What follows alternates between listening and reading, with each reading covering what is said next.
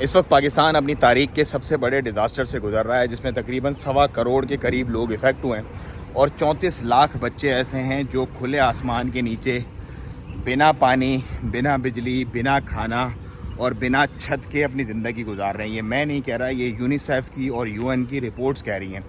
اب اس کے اندر جو مجرمانہ غفلت ہے وہ میڈیا کی ہے۔ کیوں میڈیا اس کو نہیں اچھال رہا؟ یورپ میں کوئی چھوٹی سی بھی بات ہوتی ہے تو اس کو اتنا زیادہ ہائی لائٹ کیا جاتا ہے کہ اس کی مثال نہیں ملتی، لیکن کیونکہ یہ تھرڈ ورلڈ کنٹری کا معاملہ ہے، یہ پاکستان کا معاملہ ہے، تو اس کو کوئی اچھالنے اور دکھانے کو بھی تیار نہیں اور دنیا اس کو سیریس نہیں لے رہی۔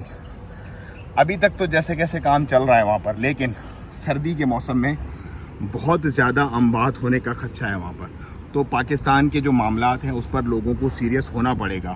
اس پہ آپ کو کیوں نہیں اتنی ٹینشن ہو رہی؟ کیونکہ میڈیا دکھا نہیں رہا کچھ، میڈیا بتا نہیں رہا کچھ۔ میرے جیسے 2-4 لوگ ہیں جو پاگلوں کی طرح بس ٹھیک ہے لگے ہوئے ہیں، لیکن مصیبت بہت بڑی ہے اور اس مصیبت کو ہم نے مل کے اپنے لوگوں کو سپورٹ کرنی ہے زیادہ سے زیادہ۔ اگر سپورٹ نہیں کریں گے تو جانے کا زیادہ نقصان ہے، کیونکہ سردی آئے گی، سردی کے ساتھ بہت ساری ایسی بیماریاں آ جائیں گی اسپیشلی بچوں میں جو irrecoverable ہوتی ہیں اور جان لیوا ہوتی ہیں۔ تو زیادہ سے زیادہ سپورٹ کریں اور فلڈ وکٹم کی جتنی آپ مدد کر سکتے ہیں مدد کریں، کیونکہ بہت بڑا سانحہ ورنہ 2-3 مہینے بعد وہاں پر ہو جائے گا۔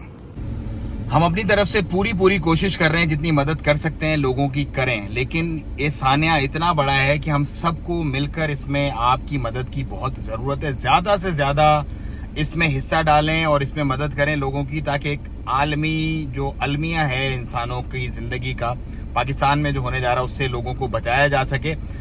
لوگوں کے گھر نہیں ہیں، ان کی چھتیں تعمیر کرنی ہیں، ان کو گھر وغیرہ بلڈ اپ کروانے، کھانے پینے رہنے کے لیے جگہ نہیں ہے، مطلب بہت ساری چیزیں، سمجھ لو ایک پورے کی پوری تقریباً 1.25 کروڑ کی آبادی کو کھڑا کرنا ہے دوبارہ سے، اور اتنا ضرور کرنا ہے کہ ان کے لیے کم از کم زندگی گزارنے کی جو بیسک نیڈز ہیں وہ ان کے پاس آ جائیں۔